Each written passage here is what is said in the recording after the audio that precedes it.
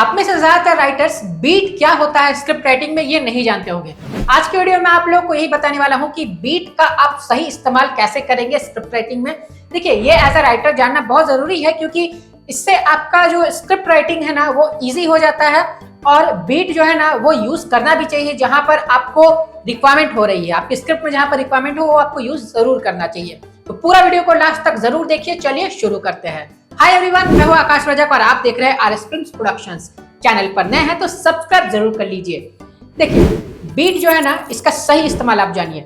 Beat उस pause को बोला जाता है, उस थोड़ी सी रुकावट को बोला जाता है जब आप कोई पर्टिकुलर डायलॉग बोल रहे होते हैं। यानी आपका जो कैरेक्टर है वो कोई पर्टिकुलर डायलॉग बोल रहा है तो उस पर्टिकुलर डायलॉग को बोलते समय अगर वो थोड़ा सा रुकता है, थोड़ा सा पॉज देता है, ठीक है, तो उसे आप बीट वर्ड का यूज करके लिखते हैं। देखिए, यहाँ समझने वाली बात यह है ना कि जैसे मान लीजिए कि आपका कोई कैरेक्टर है रोहन, वो कैरेक्टर अपना कुछ डायलॉग को बोल रहा है, बोलते बोलते बोलते वो थोड़ी देर के लिए रुकता है, ठीक है। तो आपको ऐसा नहीं करना है कि आप वहां पर एक्शन लाइन में फिर लिखे कि रोहन थोड़ी देर के लिए रुकता है या फिर Rohan waits for some time. इस तरीके से आपको नहीं लिखना है, ठीक है। और उसके बाद आप कैरेक्टर का नाम डाल दे रहे हैं और उसके बाद फिर लिख रहे हैं जो उसका अगला जो डायलॉग है वो आप लिख रहे हैं कंटिन्यूड करके कि हाँ, ये आगे रुकने के बाद फिर ये डायलॉग को वो बोल रहा है।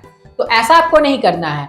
अगर रोहन जो है वो किसी पर्टिकुलर डायलॉग को बोलता है और वो बोलते समय थोड़ा सा पॉज लेता है, थोड़ी देर के लिए रुकता है, तो आप डायलॉग में ही बीट लिख सकते हैं। जैसे मान लीजिए रोहन बोलता है, मैं जब उससे मिला, उसके बाद ये थोड़ा सा रुक जा रहा है, रोहन जो थोड़ा सा रुक जा रहा है, तो वहां पर आप डायलॉग में ही बीट लिख सकते हैं ब्रैकेट में। और उसके बाद फिर वो थोड़ा सा रुका, ये समझ में आ जाएगी, जो राइटर्स रहेंगे, प्रोड्यूसर्स रहेंगे, डायरेक्टर्स रहेंगे, सबको ये चीज समझ में आ जाएगी कि बीट है यानी वहां पर थोड़ा सा पॉज है।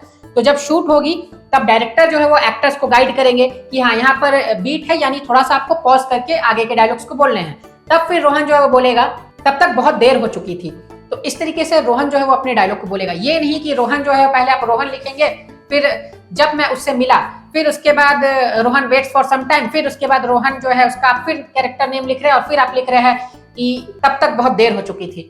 ऐसा आपको नहीं करना है। डायरेक्टली आपको डायलॉग लाइन में ही बीट वर्ड का यूज करके उसे लिख देना है। तो देखिए, आपका स्क्रिप्ट राइटिंग का जो काम है ना वो इजी भी हो गया और आपने सही तरीके से स्क्रिप्ट को लिखा भी, यानी आपने करेक्ट टर्म्स को यूज करके और करेक्ट फॉर्मेट में लिखा, जो सही तरीका है। ओके, तो इसी तरीके से बहुत सारी छोटी छोटी बारीकियां होती हैं स्क्रिप्ट राइटिंग में जो आपको एज अ राइटर सीखना चाहिए। तो ऐसा आप कर सकते हैं हमारे A to Z script writing online certificate course के जरिए। इस कोर्स में आप लोगों को प्रैक्टिकल वीडियोस के जरिए सैंपल्स और एग्जांपल्स के साथ पूरी स्क्रिप्ट राइटिंग की ट्रेनिंग दी गई है, बेसिक टू एडवांस लेवल तक। टाइम टू टाइम इस कोर्स में ऑफर्स भी चलते रहते हैं। तो अगर आपको ऑफर्स के बारे में जानना है, फी वगैरह पता करना है या फिर आपको इस कोर्स के बारे में अधिक जानकारी चाहिए तो आप हमें स्क्रीन पर दिए गए नंबर पर कांटेक्ट कर सकते हैं और इसी नंबर पर कांटेक्ट करके आप डायरेक्टली भी ज्वाइन कर सकते हैं। तो अब बीट को आपने अच्छे से सीख लिया तो कीजिए इस्तेमाल बीट वर्ड का स्क्रिप्ट राइटिंग में और वीडियो को करते जाइए लाइक। चैनल पर नए हैं तो सब्सक्राइब करके रखिए। फिर मिलेंगे एक नए वीडियो में, तब तक के लिए बाय बाय।